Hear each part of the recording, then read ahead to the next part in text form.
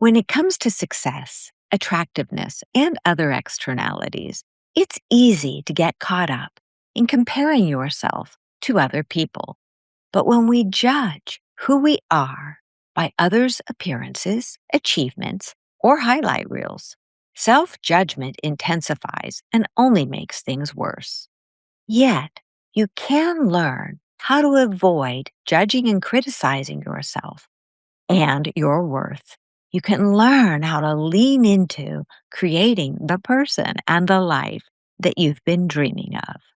Today's guest, a board certified health and life coach, plus award-winning chef, will help you discover and grow into the amazing self and big, beautiful life that you have been craving.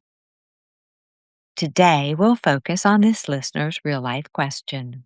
I'm not happy with myself on the inside or outside. The only thing I have going for me is that I have a good job and one good friend. Other than that, I have to be honest that my life is pretty crappy.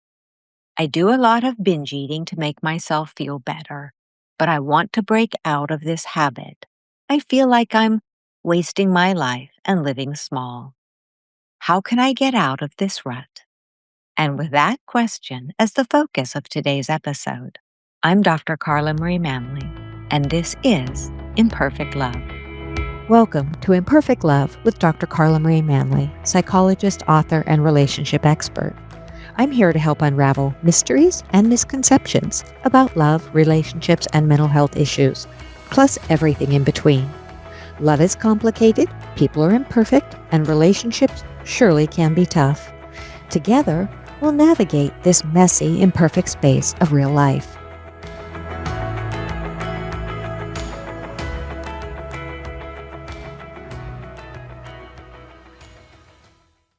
Please note, as this episode may contain sensitive information, listener discretion is advised. If you'd like further information, please see the links in the show notes. Today, I am very excited to introduce a special guest, Alina Z. Alina is a board-certified health and life coach. She's also a detox specialist, lifestylist, and award-winning chef. Welcome to the podcast, Alina. It's such a delight to have you with us today. Thank you, Dr. Carla. Do you prefer I call you Dr. Carla, or how do you prefer I call you? Thank you for asking. Call me whatever feels right to you. I know who I am, and our listeners do too. So thank you. Just whatever's in your comfort zone.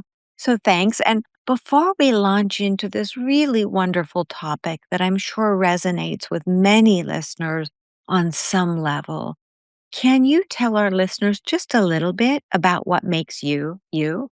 It's a very good question. And as a chef and as a lifestylist, I talk to people what makes them them, right? And the way I look at it as a recipe, it's a recipe that is consistent of so many different ingredients, but also the way they're prepared and the energy that's put in them. So I feel like God, energy, whoever created me, made me by putting all these different ingredients, all the different energies, and the combination of them is what's unique about me. So just different characteristics and the way I am. I can go into detail if you want, but that's how I see it. There's no other dish like me. I love the way that you put that. And I think I've never heard that before. And I really like it because it helps us see. I'm very big into, I'm really into describing things through analogies and metaphors. And when we look at the way you describe it, that you are a unique dish. Yes, some of the ingredients, some of the pieces came from elsewhere. You were born, you were brought in, but we are in charge of how we cook our lives, how we spice our lives, how we create that dish that we want to be. And if we get stuck, as we were talking, about the listener's question, in comparing our tostada or our salad or our, beautiful spaghetti dish, whatever it might be, or our pizza to somebody else's, then we're not looking at our own life, our own stuff and saying, what ingredients could I add? What ingredients Exactly. do I want to take away? What spices do I want to add? So it's a beautiful, beautiful way of looking at it. Thank you. I have a question for you. I Yeah. personally have never heard of a lifestylist. I can imagine what that means, but could you say more about what you do as I understand that health coach, life coach, detox specialist, certainly understand the award-winning chef piece, but can you also tell me what you do as a lifestylist? Yeah. So this is one of my favorite things to do since I was a little girl. I used to love to give people advice, and I used to love like I would put camera up and I would just, teach them how to find a dog. And I also loved clothes. I always liked to style clothes, to make my own clothes for the dolls. And I kind of hid that part away as I was going into like health and helping people and doing all these good things in the world. The part that made me just so happy with the fashion kind of went on the side. And then I decided to go and learn about styling because I learned that how people see you and understand you is 70% is what you look like, 20% is how you talk and how you act, and only 10% is what you actually say. So styling your clothes becomes a conversation, becomes a part of your own story that's nonverbal that you tell people. So I decided to learn more about styling. And then I decided, well, I don't really want to be a stylist. I don't want to be a chef. I don't want to just be one thing because none of us are just one thing. And all of us need to eat. All of us need to dress, unless, somebody lives in Himalayas and is a breatharian. But most of us, we are in public and people always, no matter what you wear, will have a story about you. So I put it all together as a lifestylist. So I teach how to eat for your body type, how to dress for your body type, how to dress for your color type, how to eat and dress for your archetype, and then how to style your whole life, how you style your whole house. Everything is always a reflection of your soul. Everything is always a reflection of who you are inside, and you show it through the outside. And then I style that. So there is a coherence, and you don't have to apologize for who you are. People just see you and, like, yeah, I see exactly who you are. I get you. People don't like other people when we pretend to be somebody we're not, when we're trying to be a salad, when you are a very spicy enchilada. And if you show yourself as an enchilada outside, people will not be surprised biting into it and be like, oh, I really like it. But if you dress as a salad, but inside the salad is enchilada, people will be shocked and they won't like it. So it's about styling the two. It's a really interesting perspective. And, part of me is going, but I, speaking on my own behalf and maybe other listeners, I want to dress how I want to dress, regardless of how other people perceive me from Yes, some days. exactly. Exactly. So it's funny that my brain is going at first to, well, I don't really care how others perceive me. I want to dress for me. And that is exactly it. If I am hearing you, Yes, then we make that next step to, no, it doesn't mean you need to wear Chanel. It doesn't mean that you need to not wear jeans. It doesn't mean anything. It just means find out what your authentic style is. If that's exactly. sweats and tennis shoes, then embrace the sweats and tennis shoes. If that's, beautiful, I love dresses. Like, I just love dresses. It's my thing. And, so if you love dresses, and I love boots. And I remember what client once asked me, I always laughed. I think about it. The whole time she knew me, I wore boots every day. And she finally said, "Can I ask you a question?" And I said, "Sure." And she said, "Are your legs deformed?" And I said, "No, my legs are in pretty good shape." And she goes, and I said, "Why?" She goes, "Well, you always wear boots." And I said, "Oh." So it was a really funny question that from her perception, someone who wore boots all the time might have some sort of disfigurement. I get that. But it's funny that we then have to realize that how other perceive us is it's fine. They can have their perceptions and we don't have to really be concerned about it because we are just being who we are. As you said, if you're an enchilada, be the enchilada.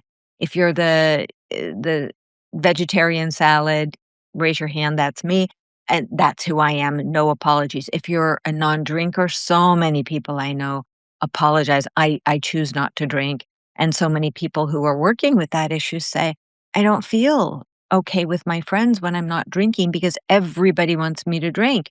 And I'm thinking, well, that sounds, if we're talking about this today and the listener's question, that's about you being in an alignment with yourself. Exactly. And if your self is saying, don't drink, you don't like it, you don't like the taste, you don't like the calories, you don't like the health, whatever it might be, stay in alignment with you. Self alignment is the win win. What do you think?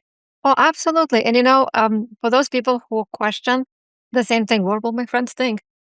Ask yourself, how does you putting something in your body affect somebody else?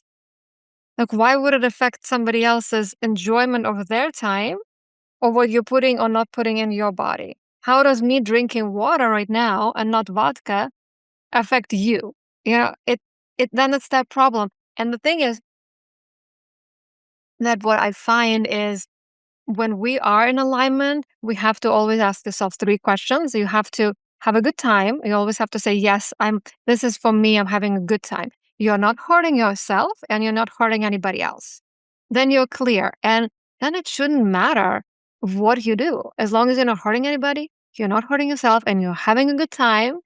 If somebody feels that is wrong, then it's usually on them. Now, again, if you want to wear pajamas and you have a board meeting and you want your board to approve your new strategy for how you're going to invest the money that you just made or how you're going to increase the revenue, you have to think about what do you want to tell with your outfit as a nonverbal story to gain that trust.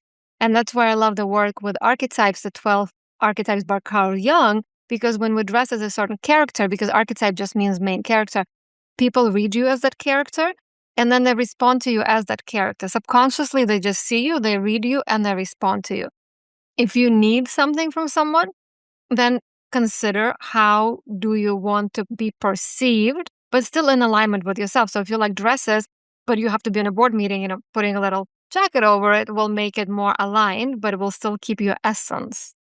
And if drinking, you have to go to a party and drink, you just go ask the bartender, hey, I'm going to have a virgin margarita all night long. Just refill mine. I'm not going to tell anybody if it's virgin or not virgin. I'm going to enjoy my life without making a big deal out of like, who cares what I'm drinking, So you have to consider what is the situation, how is your behavior affecting somebody, and whether you care about it or not. And if you don't, then do whatever you want. Like I love being too much. And if somebody says you're too much, I'm like, well, thank you. Somebody once told me, wow, you're really high maintenance. And I was like, thank you. Like, that's great. Ferraris are high maintenance. Toyotas aren't. Nothing wrong with Toyota or Ferrari, but I just do be me. And I think if everybody allowed themselves to be themselves, then those people who are saying to you, well, why aren't you drinking? Or why are you wearing these dresses? Or why are you wearing these boots? If those people were being themselves, they would not even care about what anybody else is doing because they're already fulfilled. 100. I agree with you. I think so many times people end up criticizing, judging other people as a defense mechanism for not going inside and working on whatever's ailing them or bothering them or stuck in their own lives. So it's really easy to turn the focus on what other people are doing wrong, and that's in air quotes, wrong, when Exactly. really they're just being themselves. So and I think two of the people that we've talked about who I hear it so much and I feel badly where they go into a social situation, they feel compelled to drink because the friends are saying, drink, drink, drink. Oh, come on, you're not being fun or whatever it is. So then they feel anxious. And maybe they were already anxious because maybe they're more toward the introverted side. So then they drink to pacify the friends. Now they're drinking to quell their anxiety, and they're hardwiring in this unwanted pattern of, A, I need to drink to quell anxiety, or whatever it is. I need to eat too much to quell anxiety.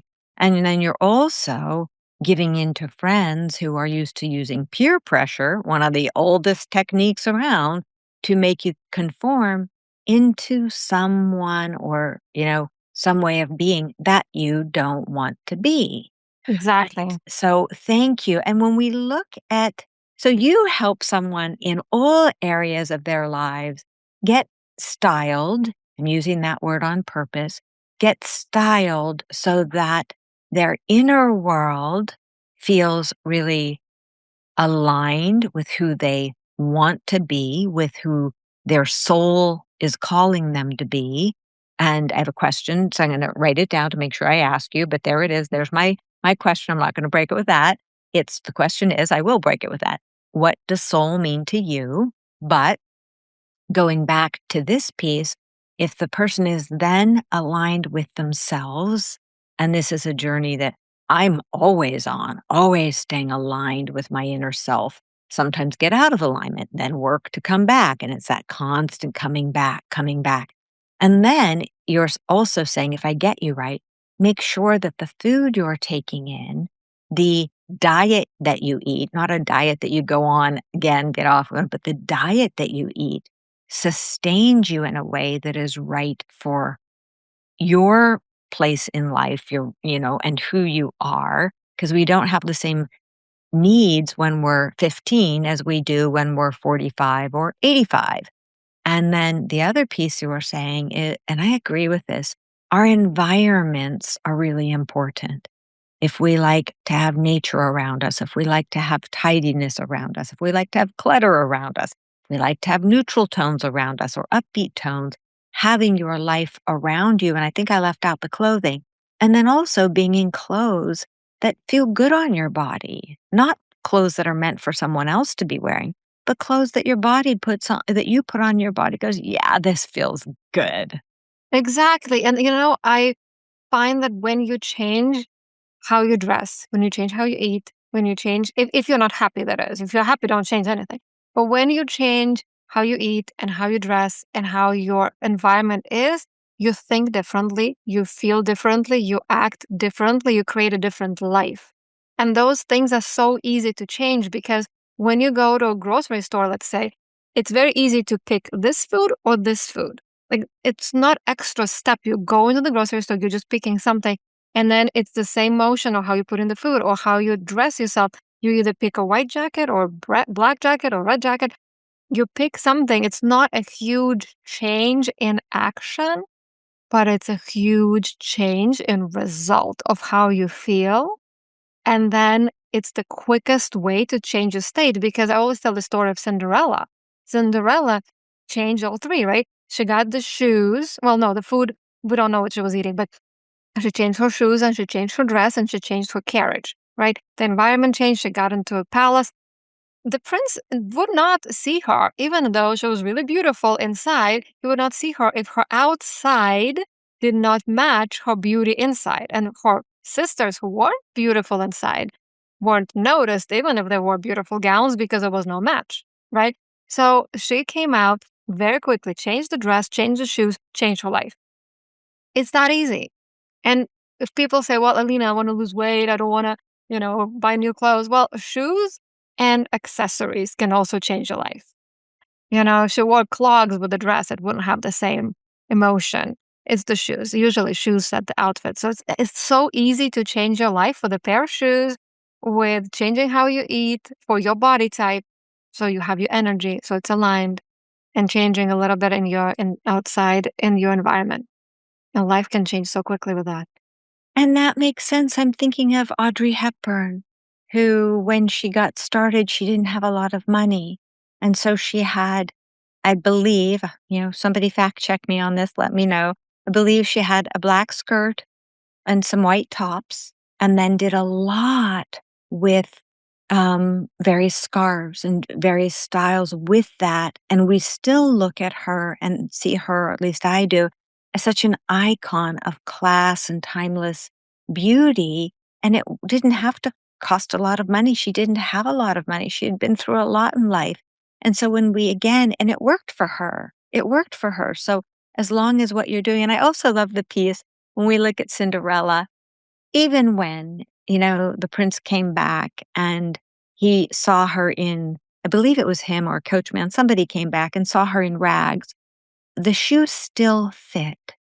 They were still able to recognize her beautiful soul quality, the fact she was a good, kind, wonderful human being who was beautiful in rags and beautiful in a gown. And so that's the part I always think of a comment somebody once said to me. They said, "Pretty is as pretty does." And I thought that is so true because you can be the world's most gorgeous person if you're acting or handsome person. If you're acting in, a really horrific way, I personally won't find that person attractive at all. Because Absolutely. yes, the attractiveness is, as we go back to what you said, it's the soul quality. It's how you're working on yourself, how you're showing up. And then you get this beautiful package together that's just like that meal. Again, we're back to talking about meals. The presentation matters, It's all together, right? You have to have yes. the right ingredients. You have to be the right person inside. You have to match the outside. It's the combination of everything. That's what makes us so juicy, every one of us. So we don't compare ourselves to anybody else. Absolutely, and I love that you keep saying that because that is such a key piece. Listeners, you're not like anybody else. You don't need to be like anyone else. And I say, thank goodness you're not like anybody else. Because if we had all of these people who looked exactly the same and they all looked like this one particular supermodel, life would be, you might as well go to a factory and order. Yes. I mean, oh, how boring life would be. I love being able to see and appreciate the beauty when I walk or hike and I see so many people and different body types and kiddos and all sorts, and they're all beautiful, especially the ones that are smiling, especially the ones that Yes. are out there enjoying it. It's just like, oh my God, that person is so beautiful. It doesn't have to do with how they fit into a magazine cover. And so let's move for a second, Alina, before we really circle it, back to the listener's question. When you talk, I was trained as a Jungian psychologist. I'm a depth psychologist. And so I'm very familiar when you're talking about archetypes and Carl Jung's work, because that's what, is one of my greatest loves. Can you explain to our listeners what you mean when you're talking about archetypes, and you specifically said 12 archetypes? Give a short course in that if you don't mind. Yeah. So the way I see it is there's two types of archetypes we go through. We each go through the 12 archetypes in a hero's journey, where, for example, when you start first grade, you're the innocent archetype, you don't know anything, you're excited about school, and then you go through the journey of experiencing yourself through different ways, through different lenses. And at the end, you finish school and you become the sage archetype who went through everything, knows everything. And then the 12th grade, you're like, I am the jester archetype, where you're just having so much fun. Everything is great. I'm on top of the world. And then you start over again when you go to first job that you have and you have to start over. And then we also have these archetypes that we each carry throughout our lives. So, for example, and also do this by your birthday, which is a really fascinating system. When somebody gives me their birthday, I can tell them if they're being in the innocent archetype throughout their entire life, or the caregiver archetype, or the ruler, or the magician. And the way we look at these archetypes too is, if you ask somebody in your town, can you describe what does a ruler look like? And you ask somebody across the world, what does a ruler look like in some tribe? Everybody will have a similar description, because those are unconscious mind we create that is the constructs we create in our unconscious mind as humans, because that's how we grow and we go through these stages. But what I find fascinating is that every single person has two or three dominant archetypes. And as I said earlier, it's the main characters you play. So, for example, somebody can be a ruler and a lover archetype, or a lover and an innocent archetype. And you see the ruler and the lover as a sexy woman who is taking control, like Samantha from Sex and the City, for example. She's a very leadership role, right? But she's also beautiful and taking care of herself and having that vibe. And Becca Bloom is the latest TikTok star, who is the lover and innocent archetype. And she talks so sweetly and everything is so exciting and she's always smiling. And you cannot hate her because she's like a little child archetype. That's her character. And when you see them being authentic, when you see yourself being authentic, playing the character of your own life, becoming the main character of your own life, life is so easy because Samantha never had to apologize on who she was. She did not try to pretend she was an innocent little ingenue. She did not need to pretend she was a sage and she knew everything. She didn't need to pretend that she was here for transformation like a magician. She was herself. This is who I am. And when you put life in these 12 categories, so to speak, and come up with your own recipe for how you play with these archetypes. And I wrote this book called 12 Selves, and it's a journey of a woman who's 49 and she goes through all 12 archetypes in different outfits. Because when you put on an archetype's costume, so to speak, you step into the character and you see, does it fit? Does it fit to be like a ruler, or do you want something a little more simple and laconic like a sage? And then you just find yourself through clothes. So that's how I see him. It's really, for me, a way to dress up, to feel who am I inside by seeing if it fits. Not just my body, my color type, but my archetype, my character inside. And the way I tell people is when you put on something that really fits you. Like I had a client who was a marketing executive. She was wearing all these dresses and I'm like, I just see it doesn't fit your archetype. You're trying to play a ruler when you are not a ruler. You're a magician and you're a jester. And so we worked together and now she's wearing these really fun rock star clothes. She became a rock star, literally. She started a band. She's singing. She grew out her hair longer. She's so much happier. She came to me to lose weight. I'm like, honey, that's not why you're here. We need to go deeper. It's not about the food. It's about the longing to become who you're meant to be. And she now lost weight. She looks amazing. She lost years. She looks so much younger, or she gained years. But she stepped into that artist, the jester, and the magician. So transformation, because she's doing music that is about transformation. She's writing musicals, and she's just so happy because she stepped into that character, that archetype. I so appreciate what you're saying, and it does take us to the listener's question. Because as I envision the listener, I don't know the person's gender, but as I envision it, it sounds like the woman that you were just referring to. Being stuck, when we are stuck in a role, I know that from lived experience. We are stuck in a life that is not what we're meant to be doing. And our soul is quietly, because the soul generally calls very quietly. When we're being called to live another life, getting out of that stuck place, especially if you don't know, like this person that you were talking about, she didn't know that she wanted to be a rock star. She had probably, I don't know, it sounds like she didn't.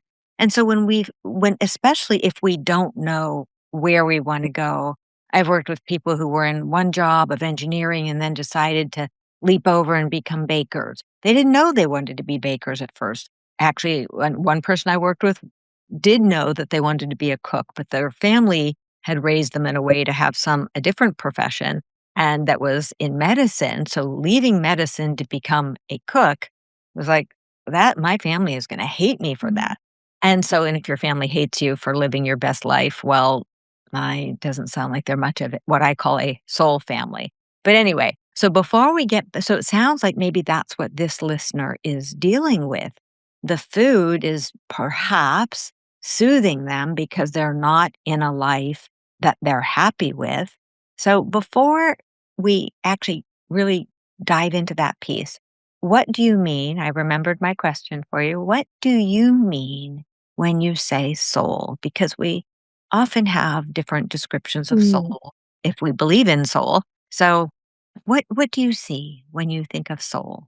Okay, so this is where I see it. Where were you 10 months before you were born? Before the two little cells connected and started making that little embryo, where were you? And we cannot answer that with certainty, like I was here. But we can answer with certainty whether we believe in spirituality or physics, that energy cannot be created or destroyed. And I believe we have this feeling. It's a sensation in your body. It's not a mind experience. It's not I think or, I'm deducting this. It's the feeling and the calling that you cannot explain. It's the desire that lives in your chest. And what I do with clients, I can tell them what is their purpose in life is, for example, based on their birthday, based on the archetypes. And usually what clients will say, that's exactly how I've been feeling, but I was afraid of it. Or this is exactly what I've been desiring, but my family and so forth been saying I shouldn't do this, I should do that. Like, no, never should on yourself. That's why I like to say. But it's that unknown energy that you cannot, it's not tangible, you cannot quantify it. It's just something you trust, you feel, and is definitely there. Like undeniably. It's the sense that you get from somebody when you see them and you're like, wow, I'm just really feeling you. I cannot describe it, but I'm just really feeling something. And to me, that is your soul. And what I also like to ask, before you were born, 10 months before you were born, why did you decide to be born on that particular day, to this particular family, on this particular time? I don't believe in random, oh, we just decided to be born on this day, because everybody who's born on the day, it's like boarding a train that has to stop at certain destinations to experience them in order to move to the next destination. Why? I don't know. But I've seen way too many coincidences where I can tell somebody something and they're like, how did you know that? I can see it on their chart and it's there. And it's been way too many readings that I've done for people that I don't even know who they are. Somebody will say, can you just read this birthday for me? And I'll just read them and I'll say certain things and they'll be like, that's exactly what this person says. That to me is a soul. It's something that we cannot explain. We cannot touch. We can definitely feel. And it speaks to us with this sensation of either contracting when something feels wrong or expanding when something feels right. And we just have to trust it. And when you trust it and you have miracles happen in your life, that's when you know you're connected to that soul. And that's how I feel about it. Thank you for that really beautiful explanation. It's very similar to how I see soul. And there are people who don't believe in soul. And if you don't believe in soul, that's okay.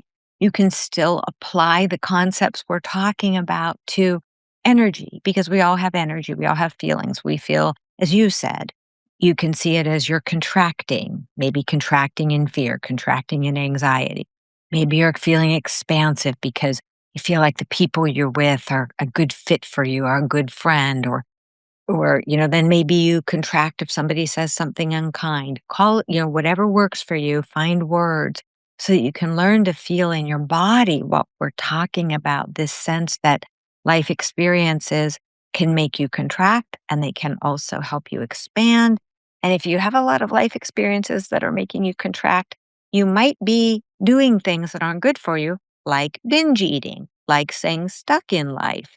So let's look a little more, Alina, at this listener's question. I'm going to let you take it from here and really please focus on if you could offer them, and because of time, we'll just stick with maybe three major tips. And if you have more that are easy for you to unfold, please do.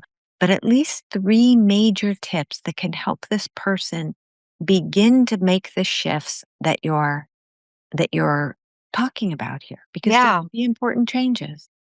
So I have the saying, cravings are gateway to your biggest dreams. Cravings are not a problem. Binge eating is not a problem. It is actually a gateway. And I've had binge eating behaviors, and I wrote a book about that actually, single and hungry. And that's what I was. I was single and I was hungry. And it's a guide to food and self love. And I share how I used to binge eat, and it was a cycle that I completely understand. And I remember somebody saying that they could have chocolate in their house and not eat. And I was like, oh my God, like that is like alien. And now I throw out chocolate because it goes bad because I forgot we had it. So here is what I suggest. I call it play. That's my acronym, play. When you're eating something, just pause. Just pause for a minute. Not stop, but just pause. P stands for pause. And then L stands for listen. And just listen. What do you actually want? What is it? Is it ice cream? Okay, let's say, for example, ice cream. But what is it? Do you crave the sugar? Do you crave the cold? Do you crave the creamy? Do you crave the dairy? Do you crave the chocolate? What is it that you actually want? So just listen. And then ask yourself, how can you satisfy those needs? Because, for example, you can say, I like dairy ice cream because it's sugar and I need excitement. Sugar makes me happy. It gives me serotonin. It makes me feel excited and I want more excitement. You can say, well, I want dairy. I don't want just vegan ice cream. I want dairy ice cream because dairy is milk. Milk is mother's love. When we eat dairy products, we literally feel the purest unconditional love of a mother to a child. And so you're experiencing that. And so let's say you're craving cold because you're just so overworked at that job that you need to cool yourself down. Okay, so now we're here. We're listening to the body saying we're craving fun, we're craving love, and we're craving soothing. And then A stands for answer that. Answer, like listen to yourself and answer to yourself. I want more fun. I want more play. I want more love, whatever it is. Just answer that to yourself. And then Y stands for say yes. Say yes to yourself and do those things. And if you don't know what fun is for you, like for example, you're eating ice cream, you're saying fun. Well, I don't know what fun is. Okay. Remember when you were 8 years old, what was fun for you then? I bet you weren't binge eating when you were 8 or 7. When you were a little kid, food was not a substitute for play. Food wasn't a substitute for joy. What brought you joy then? And just try doing something, like one thing, a little bit, a little bit. Say yes to yourself. Then love, go online. Go online. Like I had a client this is my client's actually example. I made her go on Bumble and I said, I'm going to charge you $5 every day if you don't go on Bumble and swipe for at least 5 minutes. And so she would do that.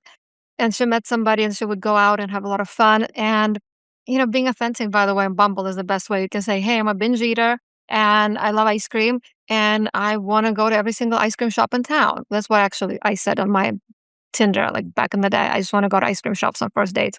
Well, that's what we did. Combine the fun and the kind of easing out of binge eating into dating. But saying yes to yourself is the most important thing.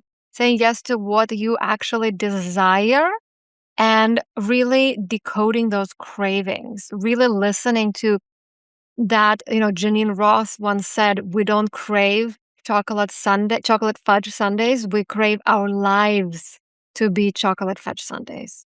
So what is that like for you? What makes life juicy for you? If it's something like go and dance and go dance. If you're afraid, oh, people are going to judge me because I'm overweight, dance at home. Whatever it is, just make the first step saying yes to yourself. And I would say don't stop binge eating to punish yourself. Don't say, I'm going to stop binge eating. Allow yourself. Like if that's what you want, if you're going to do it anyway, allow it. The minute you allow yourself, you actually will be like, oh, I was just rebelling maybe because there was like a strict no binge eating, but now there's no rebelling. I'm craving rebelling. What do I want to rebel against? Well, go into elevator of a big building, press all the buttons and run out of elevator. Like do something fun, do something rebellious in a fun way. Because maybe binge eating was a rebellion for you, right? But when you allow yourself anything, then you start really hearing that, oh, that's not the food. That's not going to cut the craving for fun. I'm just feeling bloated and overweight and I still crave fun. And food will never, never, physical things, shopping, binge eating, binge shopping, binge watching, physical stuff will never substitute for emotional need. It will just never do that. So, and settling for the crumbs of feeling a little high emotion after you eat a whole chocolate cheesecake, which I've done plenty of, it's not enough. You're cutting yourself short. Like go binge dance, binge read, binge fun. Like do something that excites you. Again, healthy, that you enjoy, that doesn't hurt you and doesn't hurt anybody else. Like super important to keep those standards. But that's what I would say. Play, PLAY, and then allow yourself to be yourself. Being too much. I feel like people who binge eat are afraid of being too much. And I just want everybody to be too much and whatever it is that they want. Why be too little? Like why, when people say, well, you want too much, say to them, why would I want less? Like, why would you want less? Why? Like, we're here. We're all going to die. I want the listeners to really know that 100% guaranteed we're all going to die. But before we do, let's live fully and not settle for just food. 100%. I couldn't agree with you more that so much of what occurs in the mental health space, physical health space that's often related to mental health issues is the fact that people keep them stuck in some sort of jail cell because of what they are, as you said, hey, if you go dancing, people will think you're not dancing well or that you're overweight. Doesn't matter. Other people's opinions of me, as long as I'm aligned with me, listeners, this is for you. As long as you're aligned with you, you are doing things in self alignment that aren't harmful to other people, that aren't harming yourself, then you be you. And really believe that if somebody in your life is going to judge you or criticize you for being you, and you're being a good, authentic, wonderful human being, your version of you, that is their problem. They're likely jealous, they're likely feeling envious because you are living an authentic life and they're afraid of doing that. And so by you embracing you, and this goes back to the question of the day, and looking, as you said so beautifully, Alina, look at what you want in life. Food will never be a substitute. All the shopping in the world won't be a substitute. All the men, all the women, all the whatever, all the toys, it's not going to be a substitute for falling in love with that beautiful person that you are. No. Period. Exactly. And I just will end it like a cliffhanger a little bit, and people can get in touch with me to learn more. But there is one fear, and Marianne Williamson said it a little bit, but she said our biggest fear is that we are so beautiful, so bright, and so just big. But I believe, she didn't finish it, our biggest fear is that we're more beautiful than our family, than our parents. We are bigger than our family and our parents. We are brighter than our family and our parents. And we have it easier than our parents. And there's a big fear that I find of people maybe listening right now going, well, if I go dancing and I'm going to lose weight, I'm going to look hot and I'll look hotter than my mom. And if I'm better than my mom is going to be feeling like I'm a bad girl and I betrayed my mother. And then my mother will leave me and I will be alone and little baby. And our reptile brain goes, oh, caveman times. If my mom didn't love me, I would die. And you go on in this whole big story that if you are shining, your tribe will leave you and you will die alone. So might as well be like everybody else. And that's something that you really have to go in and work on, because that's the biggest thing that keeps people stuck is the fear of being different, because being different felt before not safe. Absolutely. And listeners, if that doesn't resonate with you, with your family of origin, it may resonate with you, with your friend group. Like, oh, I'm used to being the unpopular one or the broken one or whatever it is. My friends won't like me if I really grow and shine. Well, then they're not really your friends. If they want you to be stuck in things that aren't helping you be your best self and really shine. And I believe that when we're working on our best selves, really growing and learning, leaning into love, leaning into kindness, leaning into self-truth, that if somebody gets offended by that, oh, that's definitely about them. So you let them deal with their issues. And Alina, I love also how you gave these pointers. I love your play acronym that reminds people that when they're eating, I remember I first heard a similar concept with the amazing Clarissa Pinkola Estes, where she talked about we often just eat because, as you said, you go into a supermarket, pick what really resonates with you, not with what's just easy or cheapest or most available. Because often you can find something that's really good for you that if money's an issue, that it's still healthy. But he talks about life being this smorgasbord. And there are days that we're going to want just carrots and celery with some hummus or peanut butter. There are days we're going to be craving salmon. There are days we're going to be craving, meat or not me in particular because I'm a vegetarian, but there are things that you want to be able to look at life, not just, and I'm not talking just about food. I'm talking about the buffet of life where this listener is feeling cramped and closed in. Look at the buffet of life. What is there? Do you want to be partnered? Do you want to stay single? Do you want to be married? Do you want kids? Do you want the career you have? Yeah, it's a good job, but is it the career you want? Like, start dreaming, start looking. And I know this is what you specialize in, Alina. Look at your dream life. Like, look at it. What does that look like? And then get real with that. There was a time where I really thought I wanted to be a speaker and move around the world doing speaking all the time.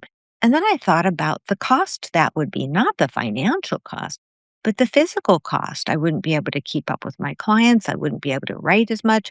My husband certainly wouldn't like me being gone, nor would I like being gone from him, 360 days a year. And so I thought, that's actually too ungrounded for my personality type, that depth of it, of being gone, as a full-time speaker. So we want to be able to look at, we do sometimes have dreams, like Cinderella had dreams too, but it doesn't mean that we have to have the dream of the castle. We might Exactly. Yes, we might have a dream of a cabin, by a lake. We might have whatever your dreams are, but to get to your dreams, you have to dare yourself. You have to have the courage to look at them, and then the big courage to start believing in them. And it sounds like that's what you specialize in, Alina. Yeah. Yeah. And I also wanted to say something. I didn't want to interrupt you, but look at what I said briefly, but just to bring it back. When you were 8 years old, what was your dream? And when you're 80 years old, how would you want to look back at your life right now and realize you're not 80 yet? And or if you're listening, you're 80, what is the 90-year-old or 100-year-old you will want you to do right now? And do that, because a lot of times people go, I don't know what my dream is. And this book, 12 Selves, it starts with a line, I woke up not knowing who I wanted to be, not for tonight's Halloween, not for the rest of my life. And that's when we dress up. That's when this book literally walks you through 12 different days of dressing up to see which one is your dream, because not everybody wants to live in a castle. Not everybody wants to travel and be a speaker. Everybody has different dreams, and it has to be your authentic one. And you will only know when you try it on. And when you try it on, you do it with clothes. It's the fastest way to try it on. Absolutely. And not being afraid when we are trying on different dreams, that it's okay to experiment. So you want to be a baker, but you're right now an engineer. Then go volunteer and do some baking and see how that feels to really do it. Oh, maybe the dream of baker wasn't really what you wanted to do. Okay, great. All right, so what's next? Oh, maybe you want to be a fisherman. Whatever it might be, it's just there's no limits. You become your only limit. And because life is so short, for me, I have about 80 other versions of me I'd like to lean into. One of is being, uh, working with horses. Another one is rescuing birds, like all of these things. And I probably maybe won't have enough time to do all of them, but it's like I have this energy. So listeners, you can find all of these things that make you excited, and you don't have to necessarily do them full time, but do them in doses so that you can figure out what is that flavor of ice cream? And I'm not Yes. yes, yes. So, Alina, you have so much wonderfulness to offer, and I love your point of view because or many points of view, because they really align with my beliefs in many ways, and certainly my belief that we all have the right, and I also say the responsibility to find out what we want in life and work very hard to become our best selves so that that shines, shines, shines. Oh, And I wanted to repeat what you just said, because it is our responsibility. It is our social responsibility to become who we're meant to be. Because this book, The Single and Hungry, it starts with a quote by Lao Tzu, who said, if we want world peace starts in the countries, peace in the country starts in the cities, peace in the cities starts in the families, peace in the families starts in your heart. And you will never, never be fully happy and loving and peaceful if you're not being your authentic self. And being authentically yourself is the hardest thing to do, because no one else is like you. So you have to pave your own way. But it's the easiest thing to do, because you already did it when you were 2 years old. You did it when you were 3 years old. You did it all the way until somebody told you something was wrong with that. So you already have experience. So go back to the childhood self. Remember your essence. Be yourself, because it's our social responsibility. Healed people heal people. The more people give permission to themselves to be themselves, they give permission to other people. People come up to me when I'm too much, wearing these big outfits, and they go, "Oh my God, I love this." I see that they give themselves permission to be seen as well. And then the more people are like that, the more chances we have to bring the world peace to this planet, to help our environment. Like, literally, that's our social responsibility. It all starts with us, because we cannot point, "Oh, I cannot affect world peace." If you think that a little person cannot affect a big thing, try sleeping with a mosquito. A little something can make a big difference. So it's our responsibility to be loving to ourselves, to radiate that love. You cannot pour from an empty cup. And so it's our responsibility to make this world a better place and leave it a better place than we found it.